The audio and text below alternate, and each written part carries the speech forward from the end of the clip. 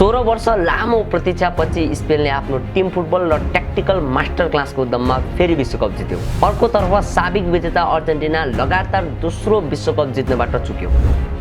यही फाइनलसँगै मेस्सी जस्ता एक युगका महान खेलाडीहरूको अध्याय बिस्तारै अन्त्यतिर पुगेको देखियो भने लामिने यमाल जस्ता नयाँ पुस्ताका स्टारहरूको युग सुरु भएको सङ्केत पनि मिल्यो। यस पटकको फिफा विश्वकप भरि हामी नेपाली फ्यानहरूले पनि मजाले इन्जोय गर्यौँ। सामाजिक सञ्जालमा ट्रोल गर्यौँ, मिम बनायौँ, जिस्कायौँ, कतै कतै त झगडा समेत भयो। तर हामी नेपाली फुटबल फ्यानहरू यसरी झगडा मात्र गरिरहने हो कि विश्वकप विजेता स्पेन र विश्व फुटबलको महाशक्ति अर्जेन्टिनाबाट आखिर केही सिक्ने हो त? आउनुहोस् आज नेपालले स्पेन र अर्जेन्टिनाको फुटबल सिस्टमबाट सिक्नै पर्ने 5 वटा मुख्य कुराको बारेमा डिस्कस गरौँ। पहिलो कुरा, फुटबलमा राजनीति घुस्नु भएन। यो कुरा हामीले अर्जेन्टिनाबाट राम्ररी सिक्नुपर्छ। आज अर्जेन्टिना गहिरो आर्थिक सङ्कट र महँगाइसँग जुधिरहेको छ। यसको बावजुद पनि अर्जेन्टिनाको फुटबल टोली विश्वकपको फाइनल पुगेको छ। यसको एउटा मुख्य कारण भनेको त्यहाँको फुटबल सङ्घले फुटबललाई सकेसम्म राजनीतिक हस्तक्षेपबाट टाढा राख्दै व्यावसायिक रूपमा सञ्चालन गर्नु हो। त्यहाँ फुटबल सङ्घ राजनीतिक नेताहरूले नभई त्यहाँका पूर्व खेलाडीहरू र खेल विज्ञहरूले संस्था सञ्चालन गर्छन्। त्यहाँ खेलाडी उत्पादन गर्ने र लिग चलाउने काममा सरकारले होइन फुटबल बोर्डले व्यावसायिक ढङ्गले गर्छ। जबसम्म नेपालमा पनि फुटबल बोर्डबाट राजनीतिक नेता र कार्यकर्तालाई हटाएर खेल बुझेको मान्छे ल्याइँदैन तबसम्म हाम्रो फुटबलको अवस्था यही नै रहन्छ। दोस्रो कुरा, स्पेन आज विश्व फुटबलको महाशक्ति हुनुको मुख्य कारण उसको आफ्नै बलियो लिग सिस्टम हो। स्पेनको ला लिगा केवल एउटा प्रतियोगिता मात्र होइन, यो एउटा यस्तो फ्याक्ट्री हो जसले वर्षको 9 महिना खेलाडीहरूलाई व्यस्त राख्छ। त्यहाँ तल्लो स्तरको 3rd डिभिजन 4th डिभिजनसम्मका लिगहरू पनि वर्षैभरि चलिरहन्छ। यसले गर्दा खेलाडीहरूले लगातार खेलिरहन पाउँछन् र उनीहरूको खेल सुध्रिन्छन्, साथै आर्थिक रूपमा पनि उनीहरू सुरक्षित हुन्छन्। तर नेपालमा भने शहीद स्मारक ए डिभिजन लिग वर्षमा 2-3 महिना मात्र चल्छ, त्यो पनि बितेका 3 वर्षदेखि नियमित हुन सकेको छैन।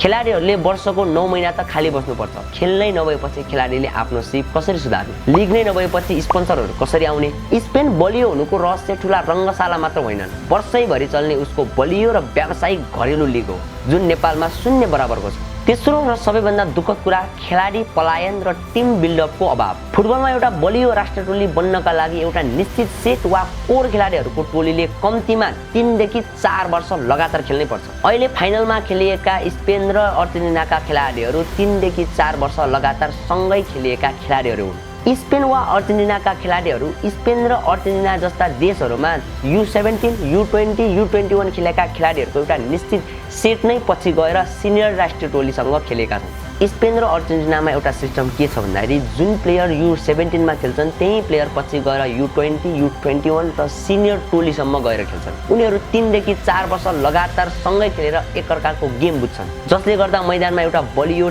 टिम केमिस्ट्री बन्छ। तर नेपालको अवस्था हेर्नुहोस्, यहाँ एउटा राम्रो टिम बन्नै पाउँदैन। खेलाडीहरूले राष्ट्रिय टोलीमा डेब्यु गर्छन्, 4-5 वटा राम्रो खेल खेल्छन् अनि नेपालमा आफ्नो भविष्य अन्धकार देखेर अवसर खोज्दै अस्ट्रेलिया वा खाडी मुलुक पलायन भइहाल्छ। विगत 3 वर्षमा मात्रै नेपालका 50 भन्दा बढी स्टार खेलाडीहरूले देश छोडिसकेका छन्। जब प्रत्येक वर्ष पुराना खेलाडी बाहिरिन्छन् र नयाँ खेलाडीलाई जिरोबाट सिकाउनु पर्छ भने हाम्रो टिम कसरी बलियो बन्छ? त्यही भएर नेपालले टिम बिल्डअप तर्फ एकदमै ध्यान दिनुपर्ने हुन्छ। चौथो कारण, आर्थिक अनियमितता र भ्रष्टाचार। फिफा र एएफसीले नेपालमा फुटबल विकासका लागि वार्षिक करोडौं रुपियाँ बजेट पठाउँछन्, तर त्यो पैसा ग्रासरुट वा रङ्गशाला बनाउन होइन, पदाधिकारीहरूको विदेश भ्रमण, भत्ता र आन्तरिक गुटबन्दीमा सकिन्छ। यसको प्रत्यक्ष असर आज नेपाली फुटबलमा देखिन्छ। ग्रासरुट फुटबल कमजोर छ, धेरै जिल्लामा नियमित प्रतियोगिता हुँदैन, पर्याप्त एकाडेमी र प्रशिक्षण केन्द्र छैनन्, रङ्गशालाको अवस्था कमजोर छ, प्रशिक्षक र रेफ्री विकासमा लगानी कम छ र खेलाडीहरूले आवश्यक सुविधा पाउँदैनन्। परिणामस्वरूप प्रतिभा भएर पनि धेरै खेलाडी बीचमै हराउँछन्। राष्ट्रिय टोलीको स्तर अपेक्षा अनुसार बढ्न सकेको छैन र नेपाल अन्तर्राष्ट्रिय फुटबलमा पछाडि पर्दै गएको छ। र लास्टमा खेलाडीको मेडिकल र इन्जुरी सुरक्षाको अभाव। अर्जेन्टिना र स्पेन जस्ता देशमा खेलाडी इन्जर्ड हुँदा क्लब र सङ्घले लाखौं डलर खर्च गरेर उत्कृष्ट उपचार गराउँछन्, तर नेपालमा राष्ट्रिय टोलीबाट खेल्दा खेल्दै कुनै खेलाडीको घुँडा वा खुट्टा भाँचियो भने उसले उपचारका लागि आफै चन्दा माग्नु पर्ने वा खेल जीवन नै त्याग्नु पर्ने अवस्था हुन्छ। जब खेलमा ज्यान दिने खेलाडीको स्वास्थ्यको कुनै ग्यारेन्टी हुँदैन तब कुन आमा बुवाले आफ्नो बच्चालाई फुटबलर बनाउने सपना देख्छन्? तपाईको विचारमा स्पेन र अर्जेन्टिना जस्ता देशहरूको फुटबल सिस्टमबाट नेपालले के सिक्नुपर्छ होला? तल कमेन्ट गर्नुहोस्। भिडियो मन पर्यो भने हामीलाई फलो गर्नुहोस्। Let's decode the world together.